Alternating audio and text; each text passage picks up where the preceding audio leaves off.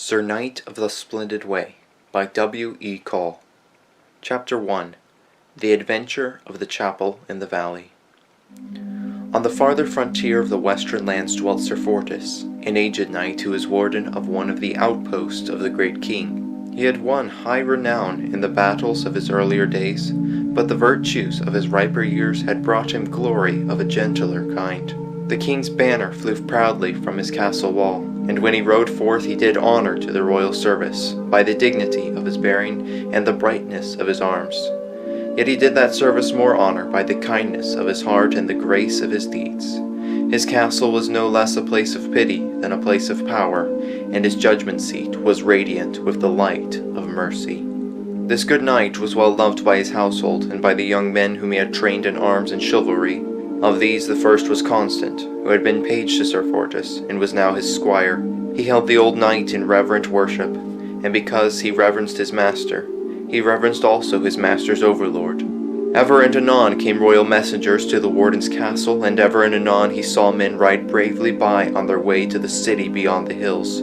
The service wooed him strongly, so that he dreamed night and day of great deeds for a great sovereign. Thus it came about at last that no knight set out on the king's way, but the heart of Constant followed him. Sir Fortis saw this, for he loved the boy well. "I know what is in thy heart," he said one day. "Is it not the king's service and the great city?" "It is in my heart and my dreams," said Constant. "Yet I know myself ill-fitted for an enterprise so high. I have seen the worth of the king's knights, and it is far beyond my power." But Sir Fortis smiled. "Which of us all is worthy?" he said. "Yet who is there that may not be made worthy? I have watched thy longings for many days, and I bid thee fear nothing. It will be my joy to set thee on thy way." Then Constant's cheek flamed and his eyes glowed. The old knight smiled as he saw it. "To me it may be given," he said in his heart, "to come at the end of the day to the king's presence, bearing my young men. May the king grant it." And he said aloud, "Soon my charge here must be delivered up, and myself summoned to see my lord face to face.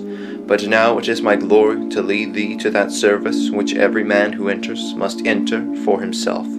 To that mystic place shalt thou go, which is called the Chapel of Voices, and there shalt thou watch by thy arms, bearing with a high courage all that the night may bring. And there, if thou be true and steadfast, thou shalt see that vision without which no man can be worthy of the great name."